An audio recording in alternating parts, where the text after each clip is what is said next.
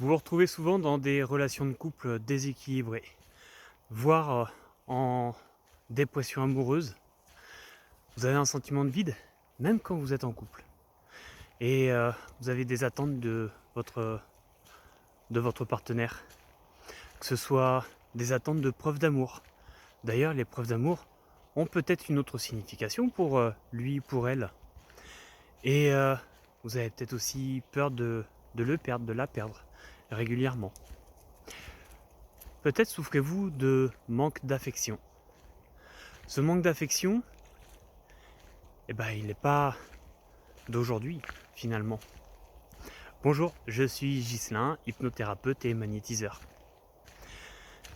Vous avez peut-être le sentiment d'être mal aimé, de ne pas avoir reçu assez d'amour, que ce soit aujourd'hui et par le passé. Une des premières choses que vous allez pouvoir faire, c'est maintenant identifier ce manque d'affection. Allez chercher les raisons pour lesquelles vous avez le sentiment d'avoir manqué d'affection. Et ensuite, vérifier que ce soit vrai, en portant des attentions positives sur les événements qui vous ont fait croire que vous manquiez d'affection. En ayant un regard différent. Pourquoi pas, alors c'est ce qu'on appelle se dissocier, c'est aller voir les scènes du passé en tant que spectateur, non pas en tant qu'acteur de ces scènes, mais juste en spectateur, et voir ce qui peut se produire. Et pourquoi pas, en tant qu'acteur, oui, mais changer de personnage.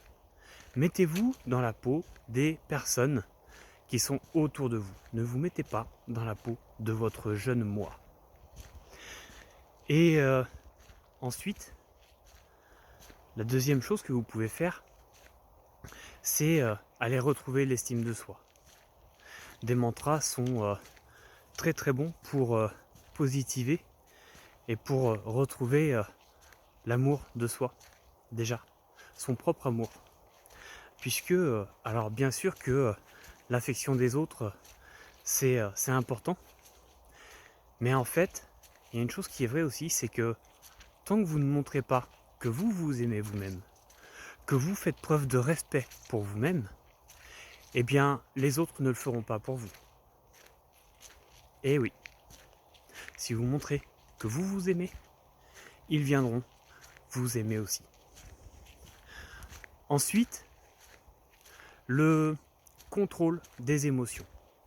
Alors, pour ça, je suis un peu partagé. J'ai envie de dire, bien sûr que c'est important de gérer d'une certaine façon. On ne les laisse pas déborder du moment que ça peut blesser quelqu'un d'autre. Mais par contre, les exprimer convenablement, positivement, calmement, une fois qu'elles ont été, qu'elles n'ont pas débordé, tout simplement. Observez aussi, c'est une façon que je vous disais de faire, vos croyances et votre langage interne, votre petite voix. Qu'est-ce qu'elle vous dit quand vous dites « Ah bah, je manque d'amour, je n'ai pas reçu assez d'amour ». Qu'est-ce que vos croyances vous ont inculqué? Et d'où viennent ces croyances? Est-ce qu'elles viennent de vous, de vos expériences? Est-ce qu'elles viennent de personnes autour de vous? Ou bien encore d'autres choses? Peut-être d'entourage, de ce que vous avez pu entendre, peut-être d'un niveau sociétal, je ne sais pas. Et une fois que c'est fait,